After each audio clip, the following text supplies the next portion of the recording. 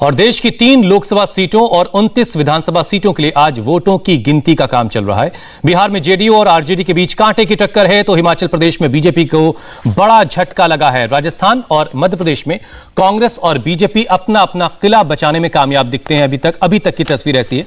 वहीं पश्चिम बंगाल में टीएमसी की आंधी चलती हुई नजर आ रही है। सबसे पहले आपको बिहार का चुनावी अपडेट देते हैं। बिहार के तारापुर में आरजेडी 2050 वोट से आगे चल रही है। वहीं कुशेश्वर स्थान में जेडीयू को 3320 वोटों की बढ़त है।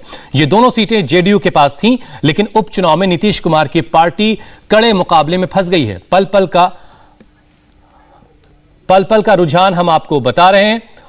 तारापुर में आरजेडी को 2000 से ज्यादा वोटों की लीड हासिल है। 2712 वोटों से तारापुर में आरजेडी इस वक्त आगे चल रही, जबकि कुशेश्वर स्थान में जेडीयू 3000 से ज्यादा वोटों से लीड हासिल किए हुए। सवाल यह है कि इन 2 सीटों पर जीत और हार का मुख्यमंत्री नीतीश कुमार की सेहत पर क्या असर पड़ने वाला है, उनकी साख पर क्या इसका असर होगा। नीतीश चंद्र हमारे सहयोगी इस वक्त पटना से जुड़ चुके हैं।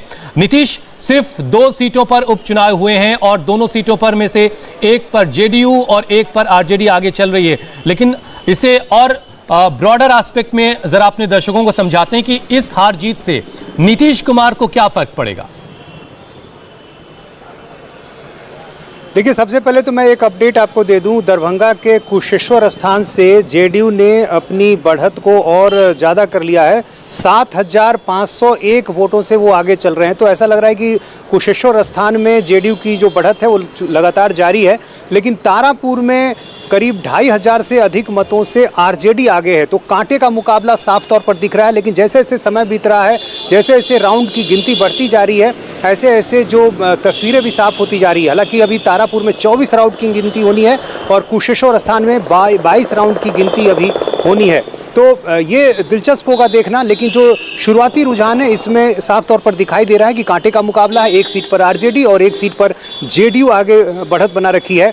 निश्चित रूप से इस उपचुनाव का नतीजा जो है वो प्रभाव डालेगा बिहार की राजनीति पर। बिहार में ऐसे ही पहले से जो सत्ता का जो गणित है उसमें बहुत ही कांटे का संघर्ष है। जादुई आंकड़े के बहुत ही आसपास है विपक्ष और सत्ता पक्ष। तो ऐसे में ये नतीजे निश्चित रूप से असर डालेंगे। हालांकि जो फासला है जादुई आंकड़े से विपक्ष का वो करीब 12 सीट का है। अभी सिर्फ 2 सीटों पे उपचुनाव हो रहा है, तो निश्चित रूप से इन 2 सीटों का असर होगा। और लालू यादव यहाँ मैदान में जमे हुए हैं और जिस तरह से एनडीए के जो घटक दल हैं उनमें से जो जीतन राम मांझी का घटक दल है वो पहले आरजेडी में रह चुके हैं और मुकेश सहनी भी तेजस्वी यादव के साथ पहले रह चुके हैं। तो निश्चित रूप से इस नतीजे के बाद आरजेडी की कोशिश होगी कि कैसे वो सत्ता का जो जादुई आंकड़ा है वहां तक पहुंचे। हालांकि नीतीश, अगर थोड़ी देर के लिए मान लें, निश्चित रूप से इस नतीजे के बाद नीतीश अगर थोड़ी देर के लिए मान लें कि ये दोनों सीटें आरजेडी जीत जाती है, तो क्या नीतीश की सरकार की सेहत पर कोई असर पड़ने वाला है?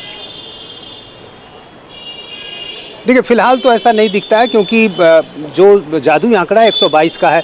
महागठबंधन के पास 110 सीटें हैं। यदि थोड़ी देर के लिए मान लें कि दोनों सीटें भी आरजेडी जीत जाती है तो 112 होता है ये आंकड़ा। असदुद्दीन ओवैसी की पार्टी ने किसी का साथ नहीं दिया है। 5 सीटें यदि ओवैसी की मिल भी जाती हैं महागठबंधन को, तब भी ये आंकड़ा 117 का ही होता है। ऐसी स्थिति में 5 सीटों का अंतर रह जाएगा जादुई आंकड़े से। तो ये देखना दिलचस्प होगा कि इसके बाद मुकेश सहनी और मांझी को अपनी तरफ जोड़ने की जो कोशिश है लालू यादव की, क्या वो रंग लाती है या नहीं लाती है। मतलब ये कि बिहार की 2 सीटों पर हुए उपचुनाव के नतीजों से नीतीश कुमार की सरकार की सेहत पर असर पड़ सकता है। जब घटक दलों का जो साथ है अभी तक, वो अगर बिखरते हैं, वो अगर टूट जाते हैं, वो अगर आरजेडी के साथ जाने की बातें करते हैं, तो किसी तरह की स्थिति ऐसी बन सकती है। लेकिन फिलहाल जो रुझान दिख रहे हैं उसमें आरजेडी एक पर आगे है और जेडीयू एक सीट पर लीड कर रही है। इंडिया टीवी हर वक्त हर जगह डाउनलोड करने के लिए सर्च करें India TV news Google play store या ऐप स्टोर पर।